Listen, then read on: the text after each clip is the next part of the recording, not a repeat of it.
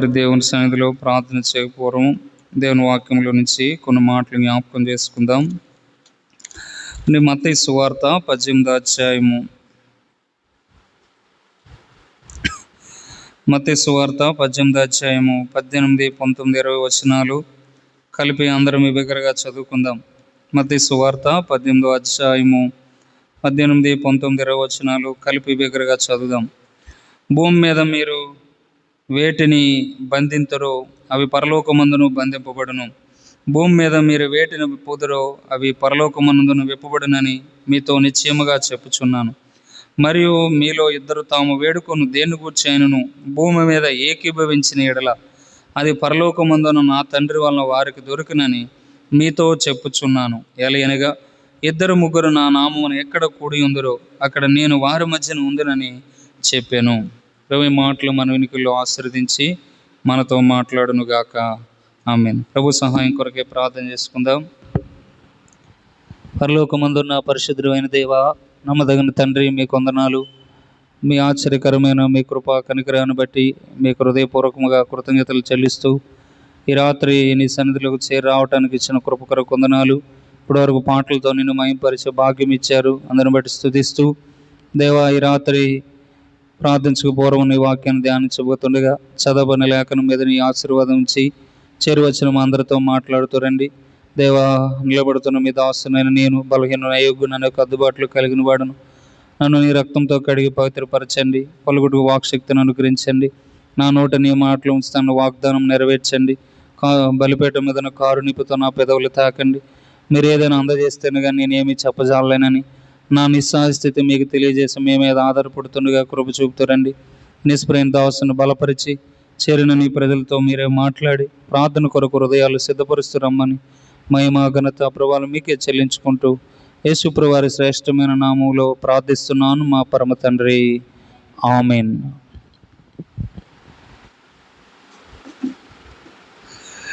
మనం చదువుకున్నటువంటి భాగం మనకు చాలా పరిచయమైన భాగం. యేసుప్రభు వారు ఈ లోకంలో ఉన్న దినాల్లో తన శిష్యులైన వారితో ఈ మాటలు చెప్తా ఉన్నాడు. భూమి మీద మీరు వేటిని బంధింతురో అవి పరలోకమందును బంధింపబడును, భూమి మీద మీరు వేటిని విప్పుదురో అవి పరలోకమందును విప్పబడునని మీతో నిశ్చయముగా చెప్పుచున్నాను. మరియు మీలో ఇద్దరు తాము వేడుకుని దేని గురించినైనా భూమి మీద ఏకీభవించిన ఎడల. ఈ మాటను మనం జ్ఞాపకం చేసుకోవాలనుకుంటున్నాం. ఏకీభవించిన ఎడల దేవుడు సంఘానికి, దేవుని ప్రజలుగా తన స్వరక్తం ఇచ్చి సంపాదించిన సంఘానికి ఎంతో ఆధిక్యత ఇచ్చాడు, ఎంతో శక్తిని ఇచ్చాడు. ఆ సంఘం ఏకీభవించిన ఎడల, దేని గురించి అయినా ఏకీభవిస్తే అది ఏమవుతుందంట?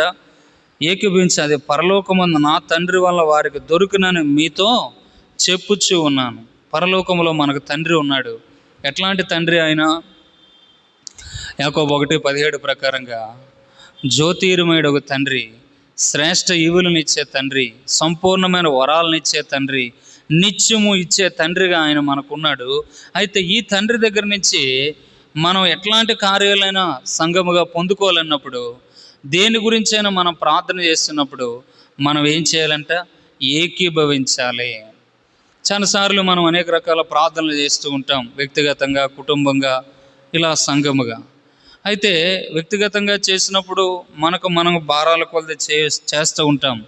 అయితే ఇలా సంఘముగా వచ్చినప్పుడు ప్రార్థనలో మనం ఏకీభవిస్తున్నట్లయితే, అంటే ఒకరు ప్రార్థన చేసినప్పుడు ఒకరు ఏక మనసుతో, ఏక ఆత్మతో మనం ఏకీభవించినప్పుడు నిశ్చయముగా పరలోకమందు ఉన్నటువంటి ఆ తండ్రి దగ్గర నుంచి మనం తప్పకుండా ఆ ప్రార్థన చేసిన దానికి జవాబు పొందుకుంటాం. ఎందుకంటే మనకు తెలుసు బాగా. చూడండి, సంఘం గురించి ఆయన ఏం చెప్పాడు? మత్తయి సువార్త 16వ అధ్యాయంలో 18వ వచనములో 16వ అధ్యాయం 18వ వచనం. మరియు నువ్వు పేతురువు, ఈ బండ మీద నా సంఘమును కట్టుదును, పాతాళలోక ద్వారములు దాని ఎదుట నిలనేరవని మీతో చెప్పుచున్నాను. చూడండి, ఇక్కడ ఏమంటున్నాడు? పాతాళలోక ద్వారాలు నిలవనేరవని మీతో. ఎవరు ఎదుట? సంఘము ఎదుట. సంఘము గనుక ఏకీభవించి ప్రార్థన చేస్తే దేని కొరకైనా, సంఘము గనుక ఏకీభవిస్తే దానికి ఎంతో శక్తి ఉంటుంది. ప్రసంగి గ్రంథకర్త అంటాడు, 3 పేటల తాడు త్వరగా తెగిపోదు కదా. అంటే ఏకీభవించి మనం చేసిన ఆ ప్రార్థనలో ఎంతో శక్తి ఉంది. ఏకీభవించి మనం ప్రార్థన చేసినప్పుడు దేవుని దగ్గర నిశ్చయముగా వాటిని మనం పొందుకునేవారుగా ఉంటాము. అయితే ప్రార్థన చేసే మనకి ఏకీభవించాలని ఏక మనసు అనేది ఉండాలి. ఇది మనం చాలా సంఘాల్లో చూస్తూ ఉంటాం. మనకి చిన్న సంఘాల్లో పర్వాలేదు, కానీ చాలా పెద్ద సంఘాల్లో ఏం చేస్తూ ఉంటారంటే, ఒకరు ప్రార్థన చేస్తే ఒకరు అటు ఇల్లు కూర్చోవడం, ఇటు ఇల్లు కూర్చోవడం, కొంతమంది ఏమో బైబిల్ చదువుకోవడం, కొంతమంది ఏమో ఆ ప్రార్థనా సమయం మీద విశ్రాంతి స్థలం అన్నట్లుగా కిందకు దిగిపోయి రకరకాల జ్ఞాపకాలు పెట్టుకుంటారు. కొంతమంది అయితే వారి ప్రార్థన అయిపోయిన తర్వాత వారు బ్యాగుకి జిప్పేసి ఇంటికి వెళ్ళిపోయేవారుగా ఉంటారు. కాదు, సంఘ ప్రార్థన అన్నప్పుడు ఆ ప్రార్థనలో మనం ఏకీభవించినప్పుడు అద్భుత కార్యాలు మనం చూస్తాం. ఏకీభవించి చేసే ప్రార్థనలో ఎంత శక్తి ఉందో మనకు తెలిస్తే నిజంగా ఏకీభవించడానికి మనము ఇష్టపడేవారుగా ఉంటాం. అంత అద్భుత శక్తి ఉంది. చూడండి, ఒకసారి కొన్ని సంగతులు మనం చూద్దాం. ఏకీభవించి చేసిన ప్రార్థనలో ఎంత శక్తి ఉందో. ఎస్తేరు గ్రంథం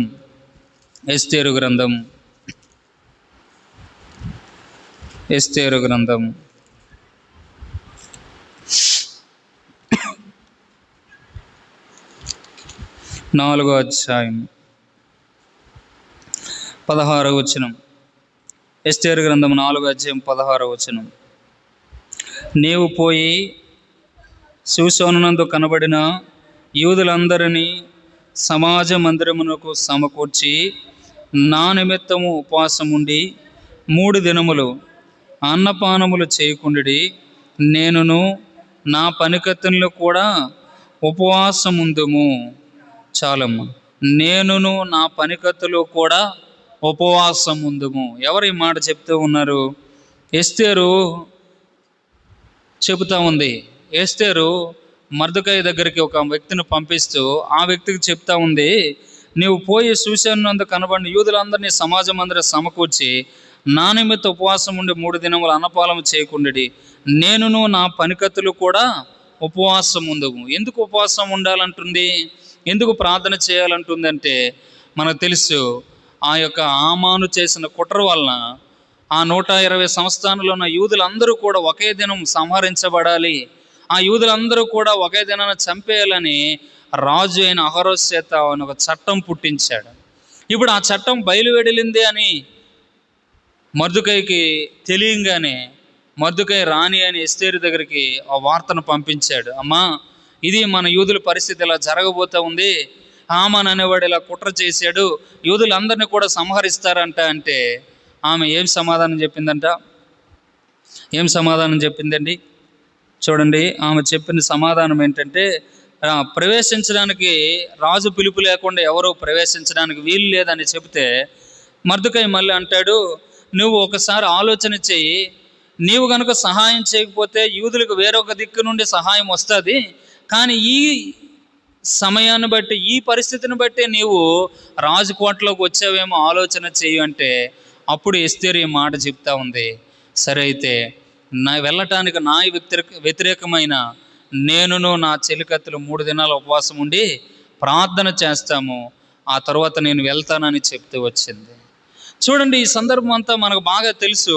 ఇక్కడ ఎస్తేరు ఒక ఆమె ప్రార్థన చేయకుండా నేనును నా పనికత్తులు, ఎవరండి?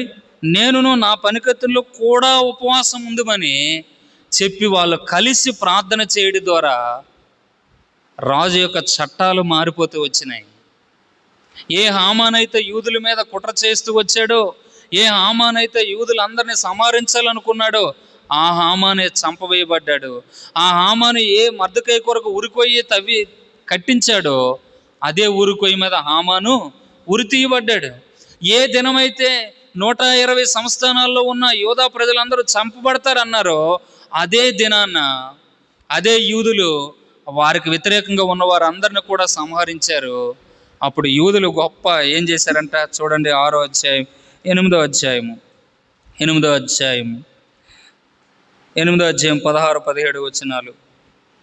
మరి యూదులకు క్షేమమును ఆనందమును సంతుష్టియు ఘనతయు కలిగను. రాజు చేసిన తీర్మానం అతని చట్టమును వచ్చిన ప్రతి సంస్థానమందును ప్రతి పట్టణమందును యూదులకు ఆనందమును సంతోషమును కలిగను. అది శుభదినం అని విందు చేసుకునిరి. మరియు దేశజనుల్లో యూదుల ఎడల భయము కలిగను కనుక అనేకులు యూదుల మతమును అవలంబించరే. ఆ దినాన యూదులకు ఏం దినమైందంట? శుభదినం, పండగ దినం. అదే ఒకవేళ ఎస్తేరు తన పనికత్తులు ప్రార్థన చేయకపోతే, వారు కలిసి ఏకీభవించకపోతే, ఆ రాజు చేసిన చట్టం అలాగే గనక జరుగుంటే, వీరు ఏదైతే శుభదినం అంటున్నారో అదే వారికి మరణదినం అయ్యేది. ఎందుకంటే రాజు ఒక్కసారి ముద్రించి ఇచ్చిన చట్టాన్ని మార్చడానికి ఎవరి వల్ల కాదు, రాజు కూడా మార్చలేడు. కానీ ఇక్కడ ఎస్తేరు చేసిన తన పనికత్తులు కలిసి చేసిన ప్రార్థన వలన మన దేవుడు ఎవరండి? మన దేవుడు ఎవరు? కాలాన్ని, సమయాల్ని మార్చగలిగిన దేవుడు. రాజుల హృదయాలను నీటి కాలువలే త్రిప్పగలిగిన దేవుడు ఆయన. ఆయనకు అసాధ్యమైనది ఏదీ లేదు. ఆయనే తిరిగి, అమ్మా 5వ అధ్యాయంలో మనకంత వివరంగా ఉంటుంది, మన సమయ అద్దుబాట్లు బట్టి అవి చదువుకోవట్లేదు, మీకు నచ్చినట్లుగా రాసుకోండి. మర్దుకైకి, ఎస్తేరుకి పవర్ వచ్చేసింది. మీకు నచ్చినట్టుగా నా చేత పత్రికలు రాసి, ఇదిగో నా ముద్ర మీకు ఇస్తున్నాను, మీకు నచ్చినట్లుగా పత్రికలు రాసుకొని పంపించండి అని చెప్తే వారు అలాగే చేశారు. యూదులకు గొప్ప జయము కలిగింది. ఈ దినం సంఘంగా ఉన్న మనము కూడా, మన చుట్టూ ఉన్న పరిస్థితులు, మన దగ్గర ఉన్నటువంటి మన కుటుంబాల కొరకు, అందుకనే ప్రాథమికంగా ప్రతి కుటుంబంలో వ్యక్తిగత ప్రార్థన, కుటుంబ ప్రార్థన మస్ట్ అండ్ షుడ్గా జరగాలి. కుటుంబ ప్రార్థనలో ఎంతో శక్తి ఉంది. ఆ కలిసి చేసిన ద్వారా మనం చదివిన మత్తయి సువార్త 18వ అధ్యాయం చివరి వచనంలో మనం చూసాం కదా, 2-3 నా నామమున ఎక్కడ కూడి ఉందరో అక్కడ నేను ఉంటాను నిశ్చయంగా. అంటే ఆ యొక్క ప్రార్థనలో అంత శక్తి, అంత బలము ఉంది.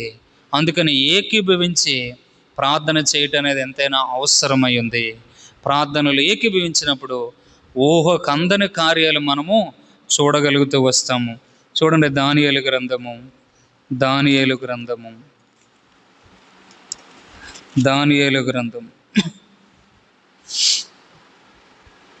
2వ అధ్యాయము 17-18 వచనాలు. దానియేలు గ్రంథం 2వ అధ్యాయం 17-18 వచనాలు. అప్పుడు దానియేలు తన ఇంటికి పోయి తన స్నేహితులైన అనన్యాకును, మిషాయేలుకును, అజర్యాకును సంగతి తెలియజేసి, తానును తన స్నేహితులను బబులోనులోనున్న తక్కిన జ్ఞానులతో కూడా నశింపకుండానట్లు ఆ కళ యొక్క మర్మం విషయములో పరలోకమందున దేవుని వలన కటాక్షం పొంది నిమిత్తం ఆయన వేడుకొనుడని వారిని హెచ్చరించెను. ఈ భాగం కూడా మనకు బాగా తెలుసు. ఇక్కడ బబులోను దేశంలో జ్ఞానులు చంపించాలి అని రాజు ఒక ప్రకటన చేశాడు. ఎందుకు రాజు ఈ ప్రకటన చేశాడు? రాజు ఒక కళ అన్నాడంట, ఆ కళను మరిచిపోయాడు. ఇప్పుడు జ్ఞానులు అందరిని పిలిచాడు, అయ్యా నేను ఒక కళ అన్నాను అన్నాడు. అనగానే వీళ్ళు జ్ఞానులు అన్నారు, అయ్యా దానిదేముందయ్యా, నువ్వు కలగాని చెప్తే దాని భావం మేము చెప్పేస్తాము, మీరేమి టెన్షన్ పడకండి అంటే ఆ రాజు కొంచెం స్క్రూ లూజ్ అనమాట. ఏమన్నాడు? నేను కళ మరిచిపోయాను, భావము మరిచిపోయాను, మీరు కళ చెప్పాలి, భావము చెప్పాలి. ఈ తిక్కలతోనే అలా ప్రమాదం. ఏమండి, స్టెబిలిటీ ఉండదు. ఏ రోజుకి ఎలా మాట్లాడతారో, ఎలాగ చేస్తారని కదండి. ఇలాంటి పరిస్థితుల్లో ఇప్పుడు ఏమంటున్నాడు? అరే, నేను మిమ్మల్ని ఎన్ని సంవత్సరాలు పెంచి పోషించాను, ఇంత మీ జ్ఞానులకి అనుదినం మీకు ఆహారం పెట్టాను, అన్ని చేశాను, ఇప్పుడేమో మీరు కాలయాపన చేస్తారా? ఏం చేస్తారో నాకు తెలీదు. తెల్లవారిసరికల్లా మీరు ఏం చెప్పాలా? కళను, భావాన్ని నాకు చెప్పారా సరే, లేదంటే నా సంస్థానంలో ఇన్ని దినాలు ఎంతమందిని అయితే పోషించానో ఆ జ్ఞానులందరినీ కూడా చంపేస్తాను. ఆ జ్ఞానుల్లో ఈ 4 జ్ఞానులు కూడా ఉన్నారు. ఎవరండి వాళ్ళు? దానియేలు, షద్రకు, మేషకు, అబేద్నెగో అని వాళ్ళు. ఇప్పుడు దానియేలుకి సంగతి తెలిసిందంట. ఏ సంగతి? రాజు ఎలాంటి ఆజ్ఞ ఇచ్చాడు అనగానే ఇప్పుడు దానియేలు తన ఇంటికి వెళ్ళి, ఇక్కడ జ్ఞాపకం పెట్టుకోండి, ఒక్కడ కాదు మళ్ళా ఎవరెవరు ప్రార్థన చేస్తున్నారంట? ఎవరండి? 18వ వచనం అదే కదా చదువు. తానును తన స్నేహితులను బబులోనులో తక్కువ జ్ఞానంతో కూడా నశింపుకున్నట్లు ఆ కళ యొక్క మర్మవిషయంలో పరలోకమందు దేవుని వల్ల కటాక్షం పొందిన నిమిత్తం ఆయనను వేడుకొనుడని అంటే కలిసి మనం వేడుకొందాం, అంటే దానియేలు వేడుకున్నాడు కాదు, వేడుకొనుడని. అంటే వాళ్ళు కలిసి ఆ రాత్రి ప్రార్థన చేయగా ఏం జరిగిందంట? ఆ రాత్రి దేవుడు దానియేలుకి ఏం చేస్తూ వచ్చాడంట? చూడండి 20వ వచనం, 19వ వచనం. అంతటి రాత్రి యందు దర్శనము చేత ఆ మర్మము దానియేలుకు బయలుపరచబడెను. కనుక దానియేలు పరలోకమందున దేవుణ్ణి స్తుతించెను. ఏమైందండి? ఇప్పుడు కలిసి ఏకీభవించి ప్రార్థన చేయడం ద్వారా, కలిసి ఏకీభవించి చేయడం ద్వారా ఆ కళ, దాని మర్మము తెలియబడి. ఒకసారి ఆలోచన చేయండి, మానవులకి ఎక్కడ సాధ్యం ఇది? మానవులకు అసాధ్యం. చాలా విషయాలు మన చుట్టూ ఉన్న పరిస్థితులు కూడా మన ఊహకు అందవు.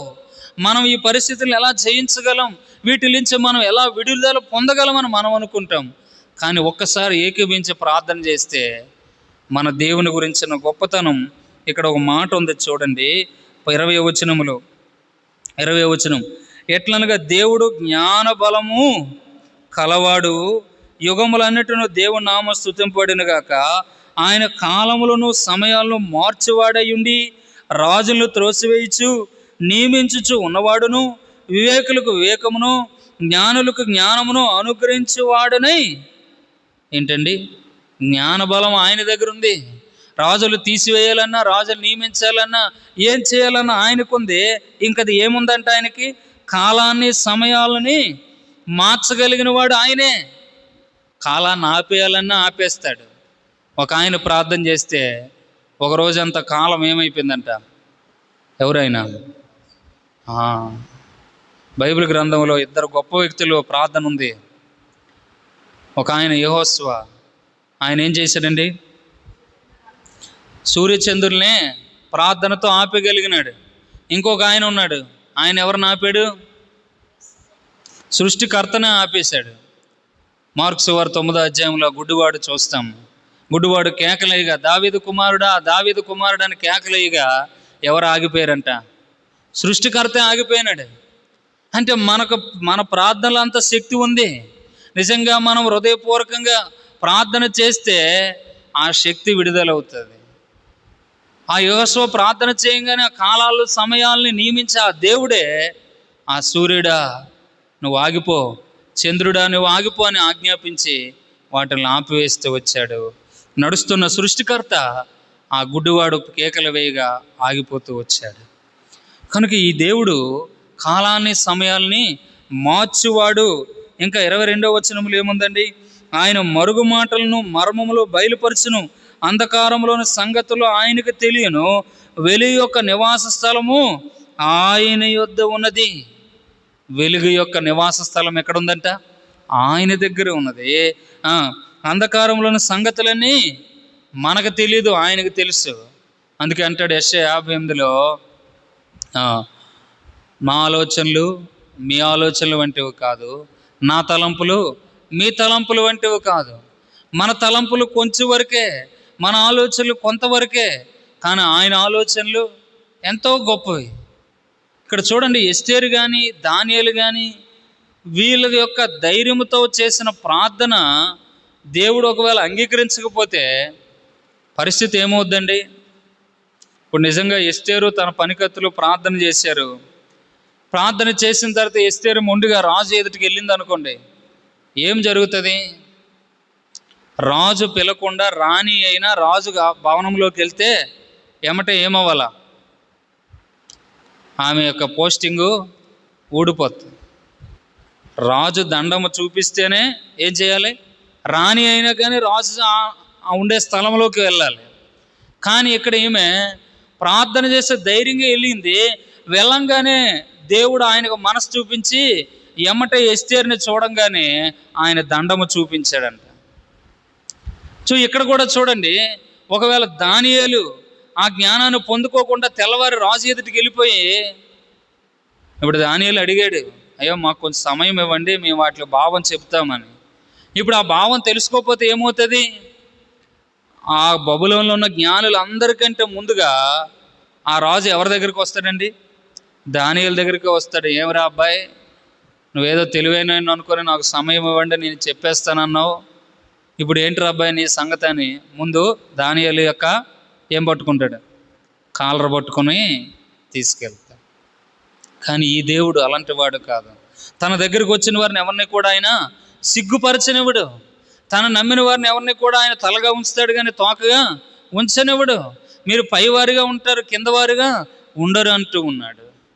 కనుక ఈ రాత్రి మనం చేసే ప్రార్థన ఎంతో శక్తి కలిగింది. అందుకని ఏ ఒక్కరూ ప్రార్థన చేసినా ఏకీభవించి ప్రార్థన చేయాలి. ప్రార్థన చేసేవారు కూడా ఎదుటివారికి వినబడేటట్లుగా. ఎందుకంటే మీరు చేసిన ప్రార్థన ఎదుటివారికి వినబడకపోతే వాళ్ళు ఏమి ఏకీభవిస్తారు? ఇంటికాడ మనం మౌనంగా లేదో గొనుక్కుంటూ ఏదో మన మనసులో ప్రార్థన చేసుకోవచ్చు. కానీ ఇక్కడ సంఘం దగ్గరికి వచ్చినప్పుడు సంఘం అందరం మనం ఏకీభవించాలి. కనుక మనం చేసే ప్రార్థన పక్క వ్యక్తికి వినబడకపోతే ఏకీభవించడం ఎప్పుడు జరుగుతుంది? కనుక ఏకీభవించిన ప్రార్థనలో ఎస్తేరు గ్రంథంలో కూడా మనం చూస్తూ వచ్చినాం. వాళ్ళ యొక్క సంహరింపబడాలి, వాళ్ళందరూ సంతోషంగా మారారు. ఇక్కడ దానియేలు గ్రంథంలో కూడా ఏమైంది చూడండి. ఇదే 2వ అధ్యాయము 46వ వచనం. అంతటా రాజుకు నెబుకద్నెజరు దానియేలుకు సాష్టాంగ నమస్కారం చేసి అతన్ని పూజించి నైవేద్య ధూపములు అతనికి సమర్పింప ఆజ్ఞాపించును. మరియు రాజు, ఈ మర్మమును బయలుపరచుడు నీవు సమర్థుడివైతివే.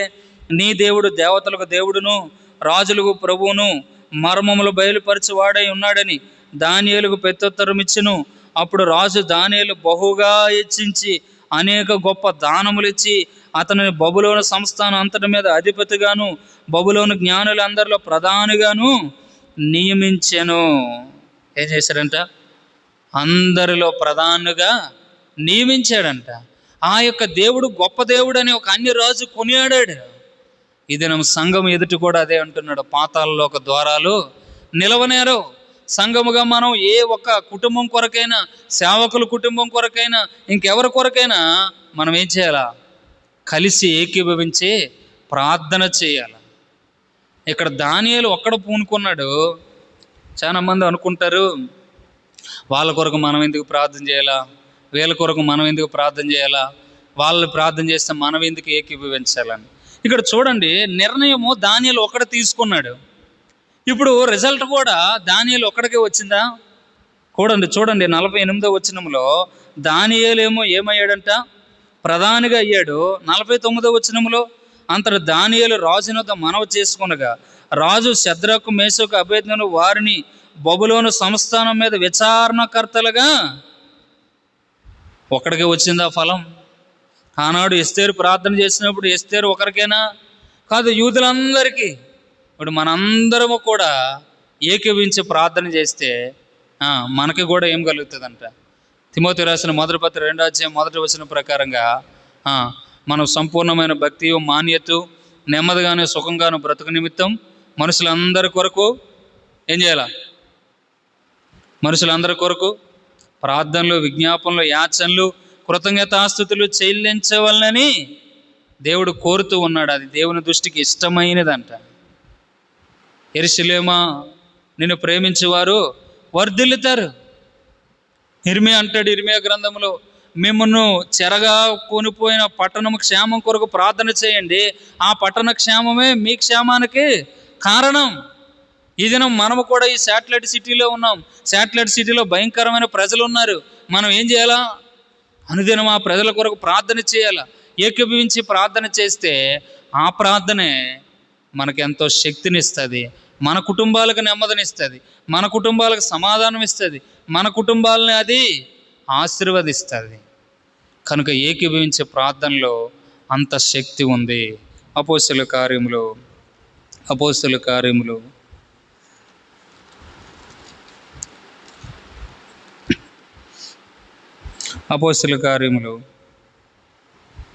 4వ అధ్యాయం 23వ వచనం.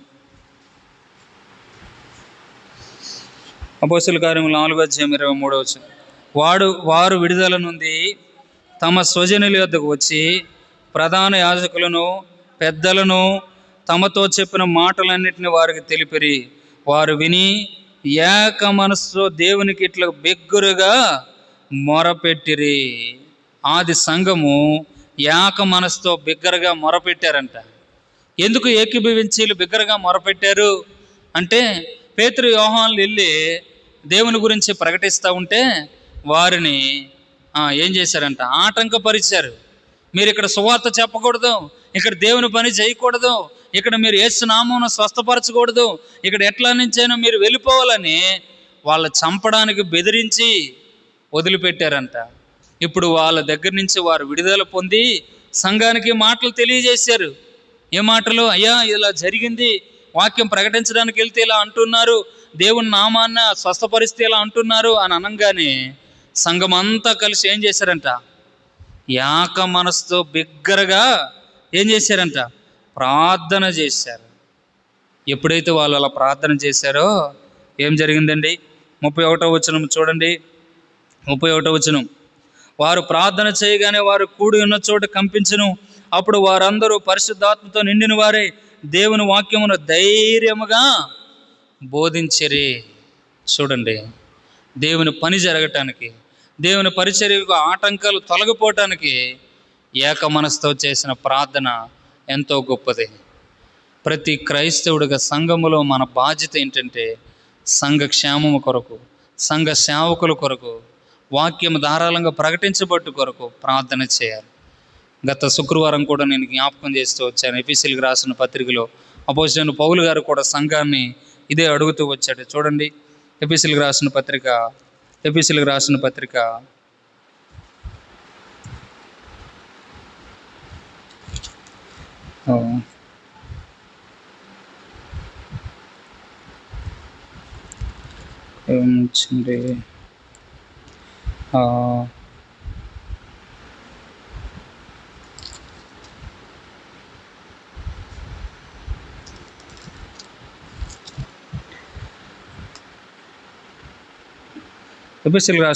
6వ అధ్యాయం 18వ వచనం, 6, 18, 19. ఆత్మ వలన ప్రతి సమయమందును ప్రతి విధమైన ప్రార్థన విజ్ఞాపన చేయుచు ఆ విషయమై సమస్త పరిశుద్ధుల నిమిత్తం పూర్ణమైన పట్టుదలతో విజ్ఞాపన చేయుచు మెలకువగా ఉండుడి. మరియు నేను దేని నిమిత్తం రాయబారినై సంఖ్యలలో ఉన్నానో ఆ సువార్త మర్మమును ధైర్యముగా తెలియజేయుటకును, నేను మాట్లాడ నోరు తెరిచినప్పుడు దాని గురించి నేను మాట్లాడవలసినట్టుగా ధైర్యముతో మాట్లాడుటకై వాక్శక్తి నాకు అనుగ్రహింపబడినట్లు నా నిమిత్తమును పూర్ణమైన పట్టుదలతో విజ్ఞాపన చేయుచు మెలకువగా ఉండుడే. చూడండి, పౌలు గారు కూడా ఏమంటున్నాడు? సువార్త ప్రకటన నిమిత్తం, సువార్త మర్మం బయలుపరచబడ నిమిత్తం నేను దేని నిమిత్తం సంఖ్యలతో బంధింపబడ్డాను. పౌలు గారు దేనికి సంఖ్యలతో బంధింపబడ్డాడు? సువార్త ప్రకటిస్తూ ఉంటే సంఖ్యలతో ఆయన జైల్లో పెట్టారు. దేవుని పరిచర్య చేస్తూ ఉంటే, దేవుని పనిని ముందుకు సాగిస్తూ ఉంటే ఆయన బంధించారు. అయితే ఆ బంధకాలు నుంచి విడుదల పొంది ధైర్యంగా ఆయన నిలబడిన చోటల్లా వాక్యాన్ని దేవుడు ధారాళంగా దయచేయడానికి కొరకే నా నిమిత్తం పూర్ణమైన పట్టుదలతో ఏం చేయమంటున్నాడు? విజ్ఞాపన చేయండి. చూడండి, ఏకీభవించే ప్రార్థన ఇక్కడ ఆది సంఘము చేయంగానే, తర్వాత మనకు తెలుసు పౌలు శీల చెరసాల్లో ఉన్నప్పుడు, పేతురు యోహానులు చెరసాల్లో ఉన్నప్పుడు కూడా ఏం జరిగింది? సంఖ్యల్లో విడిపోతూ వచ్చినాయి, చెరసాల బద్దలవుతూ వచ్చింది. కనుక ఈ దినం సంఘ ప్రార్థనలో మనం ఏకీభవించే ప్రార్థన. దేవుడే చెప్తున్నాడు, భూమి మీద మీరు 2-3 దేని గురించి అయితే ఏకీభవించి వేడుకుంటారో అది పరలోకమందున నా తండ్రి వల్ల మీకు తప్పకుండా అనుగ్రహింపబడుతుంది.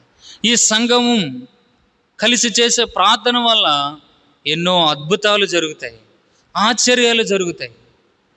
అయితే ఇక్కడ విచారకరమైన సంగతి, మన వాళ్ళు చాలామంది ఈ సంఘ ప్రార్థన అన్న వార కార్యక్రమాలన్నా చాలా నిర్లక్ష్యంగా ఉంటారు కదండి. ఆదివారం మనం ఇలాగే ఉంటామా? ఆదివారం ఏమో మన చేపలు అక్కడికి ఉంటాయి, కానీ మిగతా దినాల్లో సంఘ ప్రార్థన చాలామంది నిర్లక్ష్యం. సంఘ ప్రార్థనకున్న శక్తి ఎరగట్లా, సంఘ ప్రార్థనలో ఉన్నటువంటి ఆ యొక్క ఉన్నతమైన స్థితి అర్థం కావట్లా. ఇంకో మాట చెప్పాలంటే ఒక భక్తుడు అంటాడు, ఆదివారం ఆరాధన కంటే ఏ రోజు సంఘ ప్రార్థన ఉంటుందో ఆ ప్రార్థనే చాలా ప్రాముఖ్యమైనది.